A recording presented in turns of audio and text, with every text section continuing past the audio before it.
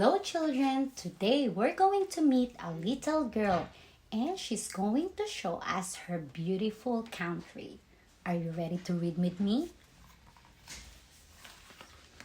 In my country, I play with the morning stars. Look how she play with the stars. She also sings the earth song. She sings like la la la la la. She also fly with the red desert dust. Look, she fly and fly and fly all over the red desert dust. She also ride the whispering wind. Wish, wish, wish. Oh, she also dances with the lightning clouds. Look how she moves. Do you want to dance with her as well? Can you show me your moves? Well done, everyone. She slide down the river snake's rainbow. Look, what can you see in the rainbow? What color can you see? Good job, everyone. She also splashed with the bush animals. What animals can you see in the book? You're right. I can see frogs. I can see a bird too. Well done, everyone. And she chased the hiding sun together with the animals. And she swam in the moonlight tide. And when she's tired, she sleep among the ghost gums. And she dream about her friends. And at the end, she say, I love my country. How about you? Do you love your country too? Can you tell me what can you see in your country?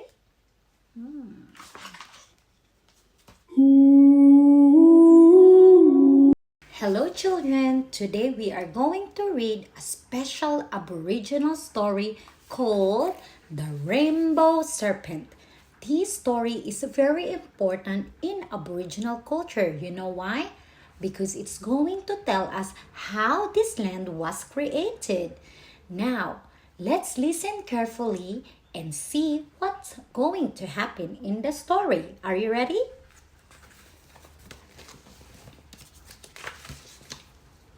Far off in dreamtime, there were only people. No animals or birds, no hills or mountains. The country was all flat, no trees or no bushes. Where do you think are they? Let's have a look. Goryala, the great rainbow serpent, steered and set off to look for his own tribe. He traveled across Australia from south to north.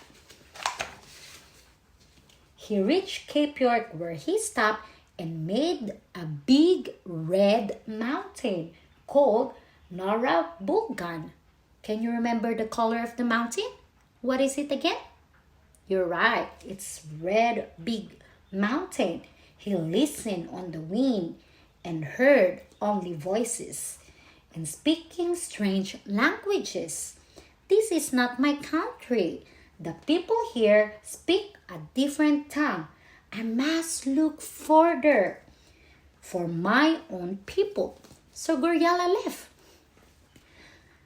Goryala left Narrabulgan and his huge body made a deep gorge where he came down, and he traveled north, stopping every evening to listen on the wind for his own people. He traveled for many days. How many days do you think he traveled? 20? 10?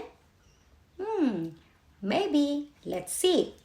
And his tracks made the creeks and the rivers as he journeyed north.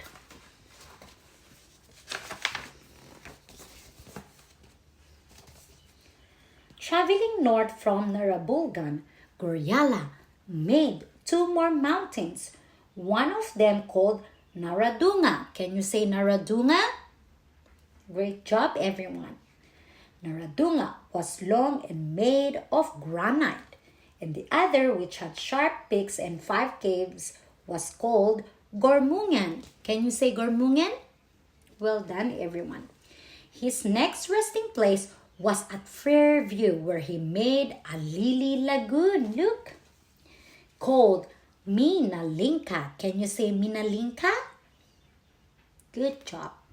Goryala turned his great body round and round, but the ground was too hard to make it deep. One day, he heard singing on the wind. He heard R, R, R. Those are my people singing, said Goryala. Finally, it found its people. They are holding a big bora. He traveled north with the singing coming louder and louder. At the meeting place of the two rivers, Goryala found his own people. They were dancing and singing, and he crawled up quietly and lay in hiding to watch them. He watched for a long time. Then he came out and was welcomed by his people. He told them, "You men are not dancing properly, and you are not dressed properly. Watch me, and I will show you the correct way." Goryala showed the men how to fit a lamp of beeswax of the back of their heads and use feathers to make a red headdress. Can you see their headdress? Yeah. He dressed them with pandus, armbands, and placed white bones through their noses. Then he taught them to dance, and they copied him until they were tired. A big storm was gathering, so all the people built humpies for their shelter. Look how humpies look like.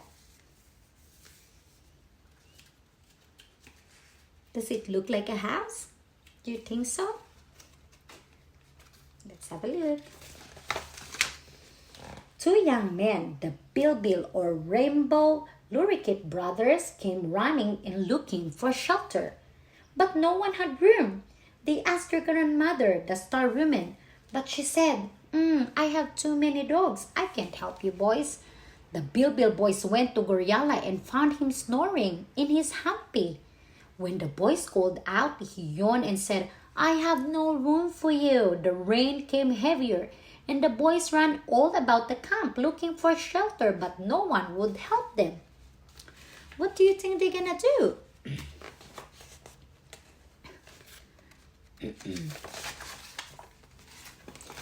The boys went back to Goryala and called out that the rain was heavy. Goryala said, "All right, you wait. I will make my humpy bigger." He opened his mouth wide, right up to the roof, and said, "All right, you can come in now." The Bilbil brothers ran into Goryala's mouth, and he swallowed them. What do you think going to happen to these boys? Let's see. Then he began worrying about what his people would do when they found the boys were missing. So he decided to travel north to Bora Bunaru, the only great natural mountain in the land. Can you say Bora Bunaru? Great job, everyone. Next morning, the people asked each other who had given shelter to the Bilbil boys. They found the boys were gone and saw the tracks of Goryala and knew he had swallowed them. The men took spear and followed after Goryala. What do you think they're gonna do to Goryala? Great idea. Let's see what's going to happen. Goryala traveled towards distant Bora Bunaru, the mighty mountain which towered far up into the sky. When he reached the cliffs around its base, Goryala crawled up them. He called up for a sleep with the Bilbil boys inside his tummy. The people followed Goryala to the steep base of Bora Bunaru. The men tried to climb the cliffs. Emu, turkey, brolga, tortoise, possum, burimanti. They all tried but kept falling down again and again. Two Wangu or three Gurana brothers came along. Guranji, the emu, said to them, "We cannot climb this steep mountain." The Wangu said, "We will climb up to rescue the Bilbil boys." They each made a knot from quartz and began to climb the mountain. Oh, see what happened next. The Wangu brothers climbed for days and nights, and on reaching the top found Gorialla fast asleep and snoring. They crept up to him, and the older brother said, "We will cut him open. You start down there and I will start here." They cut until they reached the Bilbil boys, who had changed into a beautiful parrots with all the colors of the rainbow serpent. The Wangu said, "You can come out. You are now rainbow lorikeets with wings and can fly away." The Bilbil birds flew away. The Wangu brothers ran down the mountain. Gorialla snored on until a cold wind blew through his empty stomach and woke him. He said, "Something is wrong with me," and looked about and saw where he had been cut and his dinner was stolen. Gorialla became angry and worked himself into a great rage. He began to thresh about in fury, his long red tongue flashing like lightning, and the great mountain shook and thundered as Gorialla tore it apart in his anger. He hurled parts of the mountain all over the country to form the hills and mountains of today. And all the people were terrified of the thunder on the mountains as Gorialla knocked it to pieces. Some of them were killed by flying stones. Others ran away to hide, running themselves into all kinds of animals, birds, insect, and plant life that live in the country today. So some people turned into animals, insects, and plant life. And that is how it all happened back in Dreamtime. So when Gorialla's anger was spent, there was only a small hill remaining of the great mountain in Bora Bunaru. He went down and disappeared into the sea, where he remains up to this day. Now the remaining people have to look after all the animals. Same what we're doing. We're taking care of the animals and the lands and the trees and all the living things which were men and women in the beginning, but who were too afraid of old Gorialla to remain as people. The shooting star racing across the skies at night is the eye of Gorialla. And he watching us, everybody.